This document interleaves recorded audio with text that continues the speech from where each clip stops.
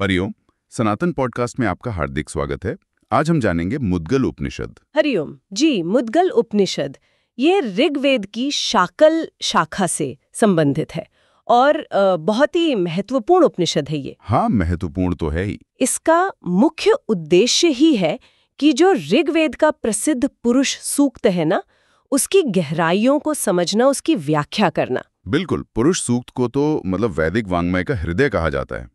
तो आज हमारी चर्चा का केंद्र यही रहेगा कि मुद्गल उपनिषद के प्रकाश में पुरुष सूक्त में जो परम सत्ता वर्णित हैं, जिन्हें पुरुष कहा, विष्णु कहा, नारायण कहा, हाँ, उनके वास्तविक स्वरूप को समझना और साथ ही जो मोक्ष प्राप्ति का मार्ग इसमें बताया गया है उसे भी जानना। जी। और ये उपनिषद अपनी बात 4 खंडों में कहता है, तो हम कोशिश करेंगे कि इन चारों खंडों का जो सार है उसे समझें। चलिए, तो फिर प्रथम खंड से ही शुरू करते हैं, जहां सीधे पुरुष सूक्त की व्याख्या है। हाँ, प्रथम खंड ये एक तरह से नींव है। सबसे पहले तो पुरुष सूक्त, इस नाम का ही अर्थ अगर समझें, पुरुष का मतलब तो हुआ परमात्मा, वो विराट चेतन सत्ता, और सूक्त, सूक्त मतलब सुउक्त, यानी अच्छी तरह से कहा गया, या कह सकते हैं कि सूत्र है ये। हाँ, सूत्र, उस परमात्मा तक पहुंचने का, उसे जानने का सूत्र। आपने बहुत सुंदर कहा, सम्यक रूपेण उक्तम। और ये उपनिषद पुरुष सूक्त के कुछ खास शब्दों के जो प्रचलित अर्थ है ना, उनसे थोड़ा हटकर उनके गूढ़ अर्थ बताता है। अच्छा जी। जैसे सूक्त का आरंभ ही होता है सहस्र शीर्षः पुरुषः सहस्राक्षः सहस्रपाद। अब यहाँ सहस्र शब्द है, हम आमतौर पर इसका मतलब 1000 समझते हैं। हाँ, 1000 सिर, 1000 आंखें, 1000 पैर, यही तो मतलब निकलता है सामान्यतः, पर उपनिषद कुछ और कहता है। जी, उपनिषद यहाँ स्पष्ट करता है कि सहस्र का मतलब सिर्फ संख्या वाला 1000 नहीं है, इसका अर्थ है अनगिनत, अनंत। अनंत, हाँ, अनंत। ये परमात्मा की सर्वव्यापकता दिखाता है, उनकी असीमता। जैसे ईशावास्य उपनिषद में भी है ना, ईशावास्यमिदं सर्वम, तो वो परमात्मा अनंत सिरों वाला है, मतलब हर दिशा में, हर कण में उसका चैतन्य है। अनंत आंखें, मतलब वो सब कुछ देखता है, सर्वद्रष्टा। अनंत पैर, मतलब उसकी पहुंच सब जगह है, कोई जगह उससे परे नहीं। अद्भुत। ये अर्थ तो उस विराट सत्ता की भव्यता को एकदम अलग स्तर पर ले जाता है। अच्छा, इसी तरह एक और पंक्ति है, स भूमिम विश्वतो वृत्वा अत्यतिष्ठद दशांगुलम। यहां दशांगुलम का क्या मतलब है? क्या परमात्मा सृष्टि को घेर कर उससे 10 अंगुल ऊपर हैं? ये 10 अंगुल क्या है? ये भी देखिए प्रतीकात्मक है। यहाँ दशांगुलम का मतलब सिर्फ 10 उंगलियों की नाप या दूरी नहीं है। तो फिर इसका लाक्षणिक अर्थ है अनंत दूरी, या कहिए अनंत योजन। ये दिखाता है कि वो पुरुष, वो परमात्मा न केवल इस पूरी सृष्टि में समाया हुआ है, कण कण में है, हाँ, बल्कि वो इस सृष्टि की सीमाओं से अनंत गुना परे भी है। वो सृष्टि में भी है और सृष्टि से अतीत भी है। यही तो उसकी अचिंत्य शक्ति है। वाह, यानी एक ही साथ अंतर्यामी भी और विश्व से परे भी। कमाल है। ये समझ तो पुरुष सूक्त की मंत्रों को एक नया ही आयाम दे देती है। चलिए, अब उपनिषद के अनुसार पुरुष सूक्त के जो अन्य मंत्र हैं उनका सार समझने की कोशिश करते हैं। पहले मंत्र की व्याख्या तो हो ही गई, विष्णु का देश मतलब स्थान में सर्वव्यापक होना। जी, अब दूसरा मंत्र है पुरुषेय वदम सर्वम यद भूतम यच्च भाव्यम। ये मंत्र उस पुरुष की काल में शाश्वत व्याप्ति बताता है। काल में व्याप्ति? हाँ, वो सिर्फ स्थान में ही नहीं, समय में भी व्याप्त है। जो कुछ हो चुका है यानी भूत, जो कुछ होगा यानी भविष्य, और जो अभी है वर्तमान में, वो सब कुछ वही पुरुष है। वो कालातीत है और वही मोक्ष प्रदाता भी है।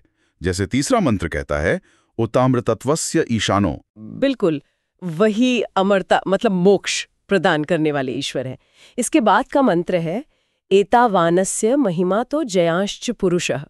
ये उस पुरुष के महान वैभव और सामर्थ्य का वर्णन करता है। अच्छा। और यहीं पर पहली बार संकेत मिलता है उनकी चतुर्व्यूह प्रकृति का, कि ये जो हमें दिख रहा है जगत, ये तो उसकी महिमा का बस एक अंश है।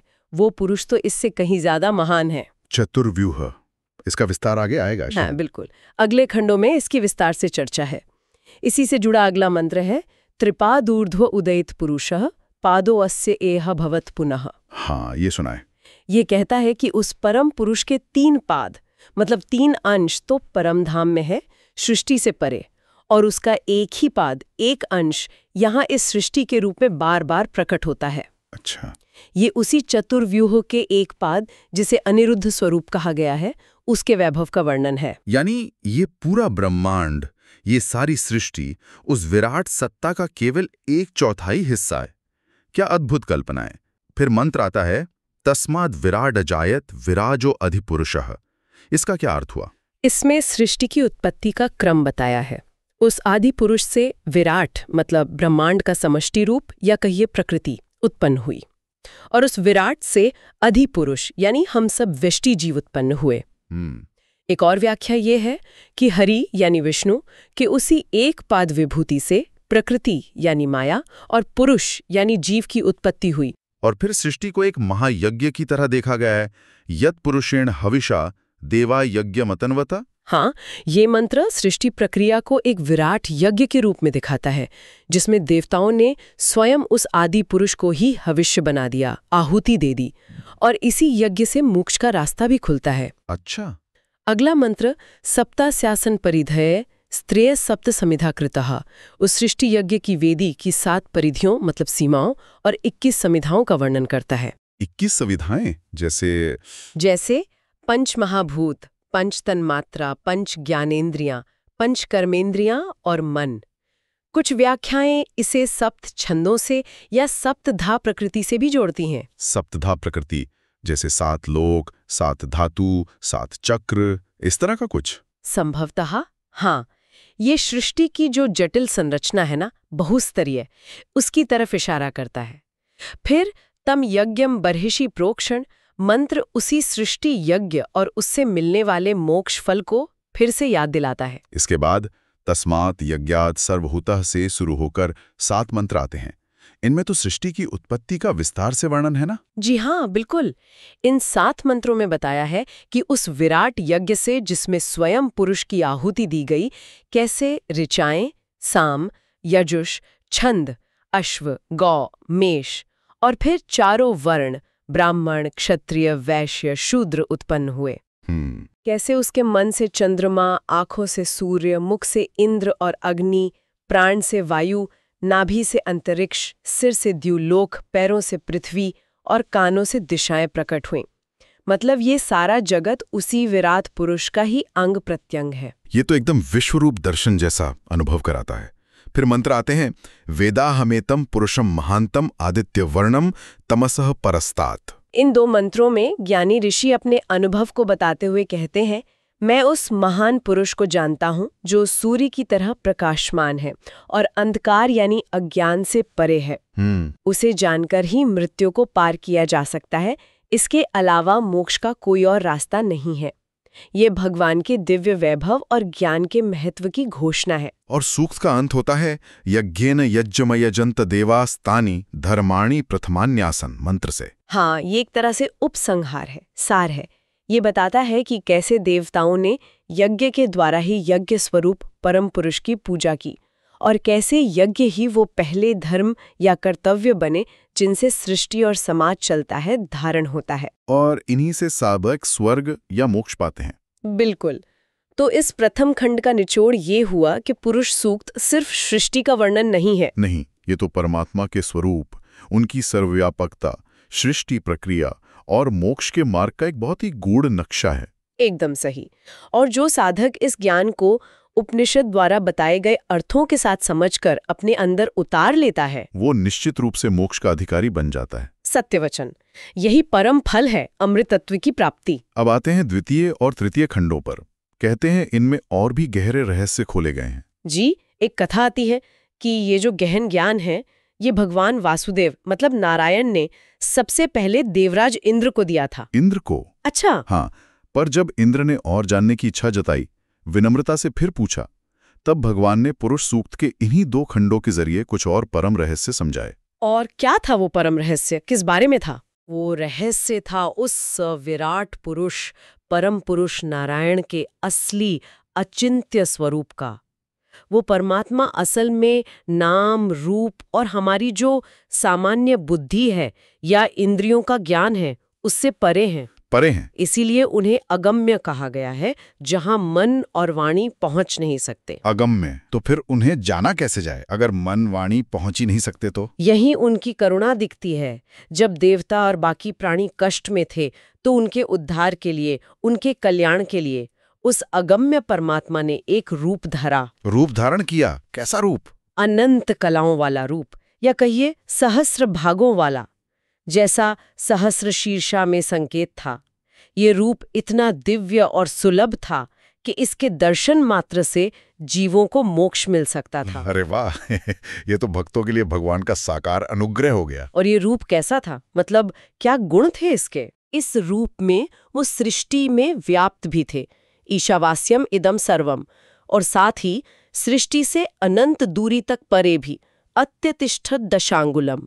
वो ही भूत, वर्तमान और भविष्य के स्वामी हैं, पुरुष एवेदम सर्वम। वो ही परम मोक्षदाता हैं, उतामृत्वस्य ईशानो, और महानतम से भी महान है, जायांश्च पुरुषः। उनसे श्रेष्ठ या उनके बराबर कोई और है ही नहीं। अच्छा, यहीं पर वो चतुर्व्यूह वाली बात और स्पष्ट होती है, जिसका इशारा पहले खंड में था। हाँ, यहाँ उसे विस्तार से बताया गया है। वो परम पुरुष नारायण स्वयं को 4 भागों में प्रकट करते हैं: वासुदेव, प्रद्युम्न, संकर्षण और अनिरुद्ध। वासुदेव, प्रद्युम्न, संकर्षण और अनिरुद्ध। इनमें से पहले 3, वासुदेव, प्रद्युम्न, संकर्षण, ये परम धाम में, मतलब आध्यात्मिक जगत या स्वर्ग में स्थित माने जाते हैं। ये सृष्टि से परे के आयाम हैं। और चौथा भाग अनिरुद्ध? यही चौथा भाग अनिरुद्ध स्वरूप इस पूरी भौतिक सृष्टि के रूप में प्रकट हुआ है। यानी ये जो कुछ भी हम अनुभव कर रहे हैं, ये अनंत कोटि ब्रह्मांड, ये चर अचर जगत, ये सब उस परम पुरुष के चौथे अंश अनिरुद्ध नारायण की ही अभिव्यक्ति है। और फिर इसी अनिरुद्ध नारायण ने सृष्टि रचना का काम आगे बढ़ाया। जी, उन्होंने सृष्टि रचने के लिए प्रकृति, मतलब माया शक्ति को उत्पन्न किया, जो चतुर्मुखी ब्रह्मा जी के रूप में प्रकट हुई। पर एक कथा ये भी तो है कि शुरू में ब्रह्मा जी खुद नहीं जानते थे कि सृष्टि कैसे रचनी है। सत्य है। तब अनिरुद्ध नारायण ने ही पितामह ब्रह्मा को सृष्टि का रहस्य और उसकी विधि सिखाई। उन्होंने ब्रह्मा जी को एक विशेष आंतरिक यज्ञ की विधि बताई। आंतरिक यज्ञ? जी, ये बाहरी यज्ञों से अलग कैसे हैं? ये पूरी तरह से ध्यान और भावना पर आधारित है। इसमें साधक को अपनी इंद्रियों को ही यज्ञकर्ता मानना है, ऋत्विज मानना है। अच्छा। कमल के समान ये जो शरीर है, जो 5 कोशों से बना है, इसे हवि यानी आहुति की सामग्री समझना है। स्वयं परमात्मा यानी अनिरुद्ध नारायण को यज्ञ की अग्नि मानना है। और घी, समिधा? वसंत ऋतु को घी, ग्रीष्म ऋतु को समिधा और शरद ऋतु को षट रस यानी भोजन के 6 स्वाद। मधुर, अम्ल, लवण। हाँ, कटु, तिक्त, कषाय, इन सबको मानकर बहुत श्रद्धा और ध्यान से परमात्मा रूपी अग्नि में इन सब की आहुति देनी है। ये तो बहुत ही गहन और सुंदर साधना है, अपने ही अंदर यज्ञ करना। इसका फल क्या बताया गया है? इस आंतरिक यज्ञ की साधना से शरीर वज्र जैसा मजबूत और शक्तिशाली बनता है, और इसी आंतरिक यज्ञ से, संकल्प मात्र से सभी प्राणी, पशु पक्षी, पेड़ पौधे, स्थावर, जंगम और ये पूरा संसार प्रकट होता है, ऐसा उपनिषद कहता है। ये सृष्टि की आध्यात्मिक प्रक्रिया का वर्णन है। और मोक्ष का मार्ग इसमें कैसे जुड़ता है फिर? उपनिषद साफ कहता है कि जीव और परमात्मा के संयोग, मतलब मिलन से ही मोक्ष संभव है। दोनों का एक होना, इसी बोध से मुक्ति है। जो साधक सृष्टि की इस रहस्यमयी प्रक्रिया और मोक्ष की इस विधि को ठीक से जान लेता है, वो पूरी आयु, मतलब शतायु प्राप्त करता है। अब तृतीय खंड के सार पर आते हैं। यहाँ ऐसा लगता है कि एक ही परमेश्वर की अनेक रूपों में उपासना की बात कही गई है। बिल्कुल सही समझा आपने। इस खंड का केंद्रीय भाव यही है कि वो एक ही अजन्मा परमेश्वर अपनी लीला से अनेक रूपों में प्रकट होता है, और अलग अलग योनियों के प्राणी और अलग अलग तरह के साधक अपनी अपनी प्रकृति, अधिकार और भावना के हिसाब से उसी एक सत्ता की पूजा अलग अलग रूपों में करते हैं। ये विविधता में एकता का बहुत सुंदर दर्शन है। ये तो बड़ा रोचक है। कुछ उदाहरण देंगे कैसे अलग अलग लोग उसी एक सत्ता को देखते हैं? उपनिषद कई उदाहरण देता है।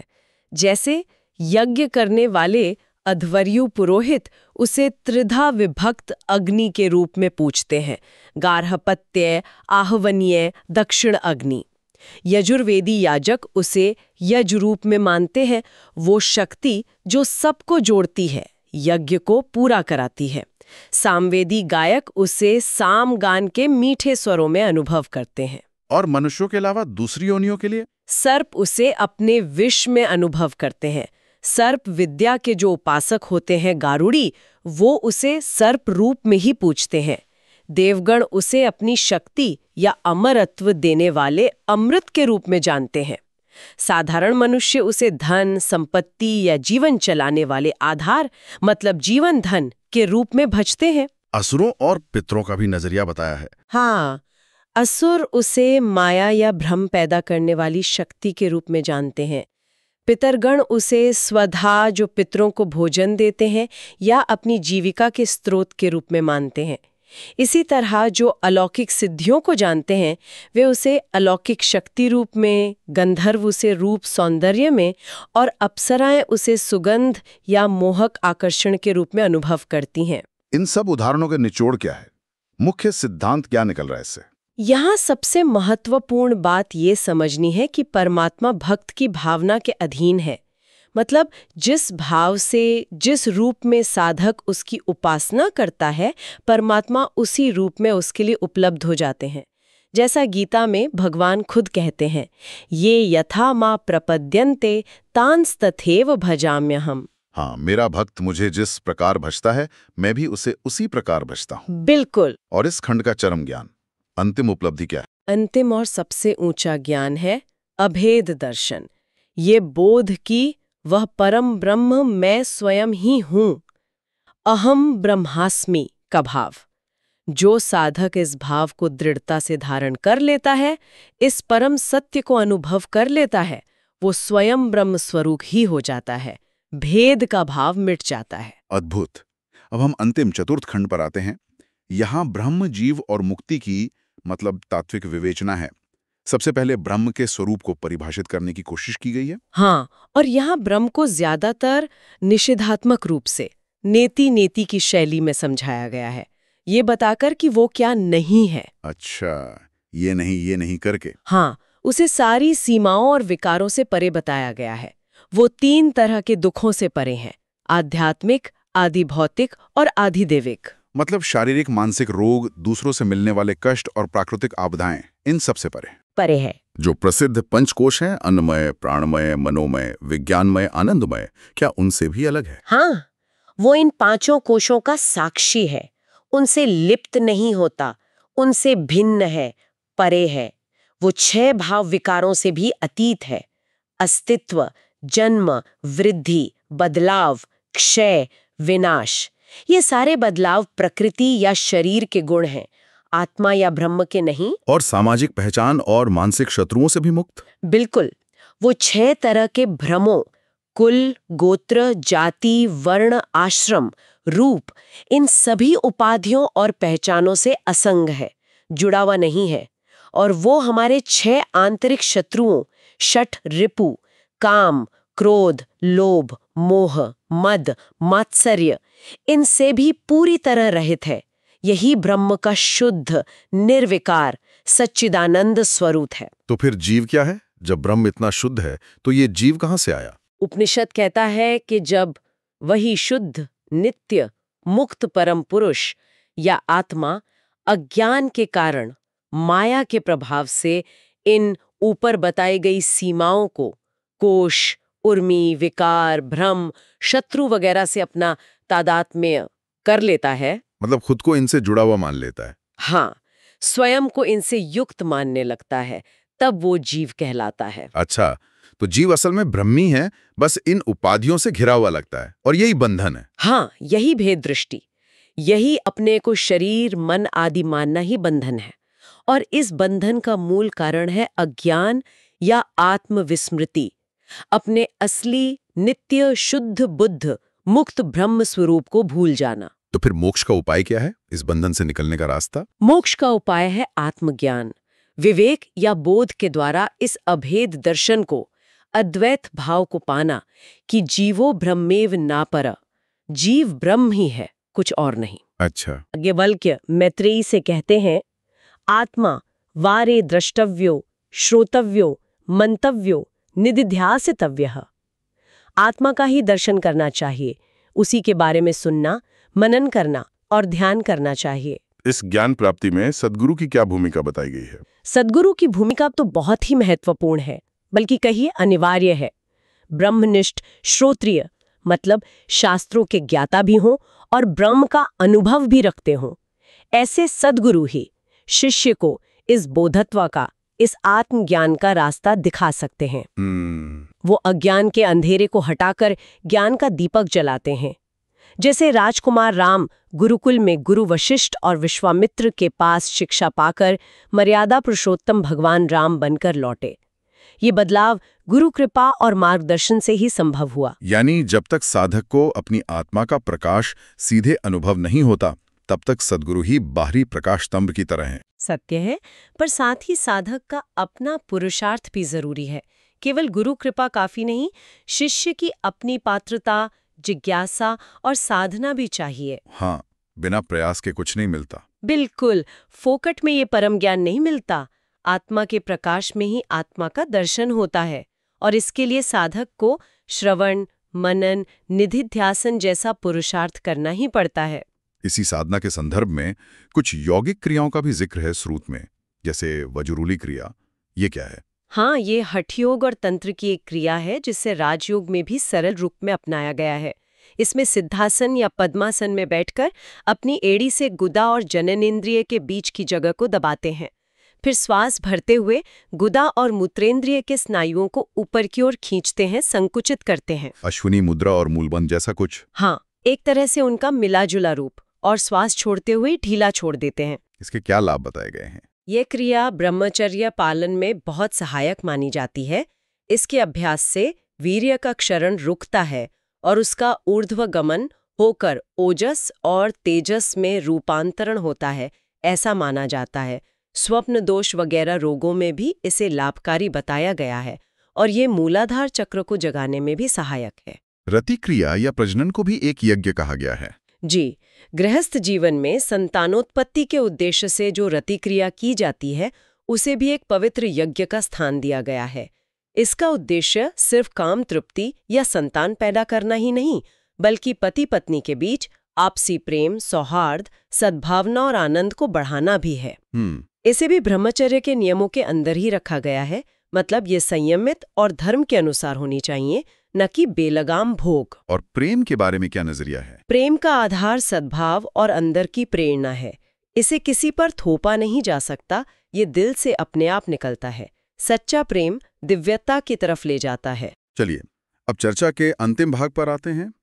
इस उपनिषद के अध्ययन का फल क्या है और इसे किसे देना चाहिए, किसे नहीं, इस पर भी रोशनी डाली गई है। अध्ययन के लाभ क्या हैं? इस उपनिषद के ज्ञान को समझने और धारण करने वाले साधक के लिए कई फल बताए गए हैं। वो अग्नि, वायु और सूर्य की तरह पवित्र हो जाता है।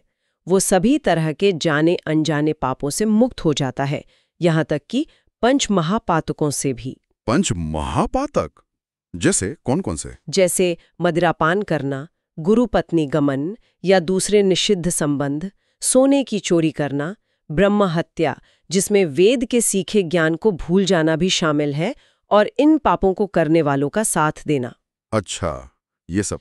इनके अलावा गुरु की सेवा में आलस्य करना, अयोग्य व्यक्ति के लिए यज्ञ कराना, अभक्ष्य भोजन करना मतलब न खाने लायक चीजें खाना, अनुचित दान लेना या देना, पर स्त्री गमन, इन सब पापों से भी शुद्धि होती है। और सांसारिक और आध्यात्मिक स्तर पर क्या लाभ है? उसे आरोग्य और जरूरत के अनुसार धन मिलता है।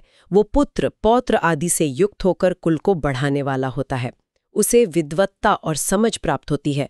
वो काम, क्रोध आदि षड रिपुओं के असर से मुक्त हो जाता है।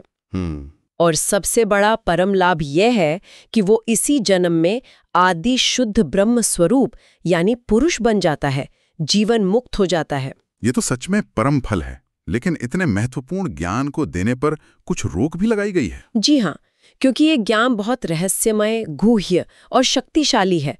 अगर ये गलत या अयोग्य पात्र के हाथ में पड़ जाए तो इसका दुरुपयोग हो सकता है या इसकी महिमा कम हो सकती है। इसलिए इसे हर किसी को नहीं देना चाहिए। तो किन्हें ये ज्ञान देने से मना किया गया है? ये ज्ञान उन्हें नहीं देना चाहिए जो अदीक्षित हों, मतलब जिन्हें विधिवत दीक्षा ना मिली हो, जो वेद ना जानते हों या वेद में श्रद्धा ना रखते हों, जो यज्ञ आदि कर्म ना करते हों, जो अवैष्णव हों, मतलब जिनमें भगवान के प्रति भक्ति भावना हो, जो अयोगी हों, जिनका मन चंचल हो, साधना में रुचि ना हो, और जो बहुत बातूनी हो, कठोर वचन बोलने वाले हों, जो सीखने में बहुत ज्यादा समय लगाते हों, जैसे 1 साल से ज्यादा सिखाने पर भी न समझें, जो हमेशा असंतुष्ट रहते हों, जिनमें सच्ची जिज्ञासा न हो, या जो किसी भी तरह से गुरु की नजर में अयोग्य व्यक्ति हो। और अगर योग्य शिष्य मिल जाए तो उसे ज्ञान देने की सही विधि क्या है? गुरु को ये ज्ञान अपने बहुत विनम्र, श्रद्धावान और योग्य शिष्य को ही देना चाहिए। किसी पवित्र शुद्ध जगह पर शुभ मुहूर्त, तिथि, वार, नक्षत्र देखकर गुरु खुद पवित्र होकर अपने प्राणों को नियंत्रित करके, मतलब प्राणायाम द्वारा, शिष्य के दाहिने कान में बहुत गुप्त रूप से ये उपदेश देना चाहिए। दाहिने कान में ही क्यों और गुप्त रूप से? दाहिना कान ग्रहण करने का प्रतीक माना जाता है और गुप्त रूप से इसलिए ताकि ज्ञान की गंभीरता बनी रहे और बाहरी विघ्नों से बचा रहे। इसे सार्वजनिक चर्चा का विषय नहीं बनाना चाहिए और इसे बार बार दोहराना नहीं चाहिए। हाँ, कहा गया है कि बहुत बार नहीं देना चाहिए, जितनी जरूरत हो उतनी ही बार शिष्य के दाहिने कान में मंत्र या उपदेश देना चाहिए। बार बार कहने से उसका असर और महत्व कम हो सकता है, ऐसा मानते हैं। इस विधि से ज्ञान देने और लेने का अंतिम परिणाम क्या होता है? परिणाम अद्भुत है। इस विधि से ज्ञान देने वाले गुरु और उसे ग्रहण करने वाले योग्य शिष्य दोनों ही इसी जन्म में परम पद को, यानी साक्षात पुरुष स्वरूप को प्राप्त हो जाते हैं। वो स्वयं जीवन मुक्त होकर ब्रह्म में लीन हो जाते हैं। तो ये थी मुद्गल उपनिषद की गहन और अद्भुत शिक्षाएं। पुरुष सूक्त की प्रतीकात्मक भाषा से लेकर ब्रह्म, जीव, सृष्टि और मोक्ष के गहरे रहस्यों तक का पर्दा इसमें उठाया गया है। ये वाकई हमें विराट पुरुष की सर्वव्यापकता, सृष्टि के आध्यात्मिक यज्ञ और आत्म साक्षात्कार के मार्ग का साफ दर्शन कराता है, जिसका ये वर्णन करता है। ये जानना कि मैं ही वो पुरुष हूँ, यही इस उपनिषद का सार है। तो हमें आशा है कि आपको हमारी आज की चर्चा पसंद आई होगी। सनातन धर्म से संबंधित ऐसी ही और चर्चाओं के लिए हमारे चैनल को अवश्य सदस्यता ले। धन्यवाद। जय श्री राम।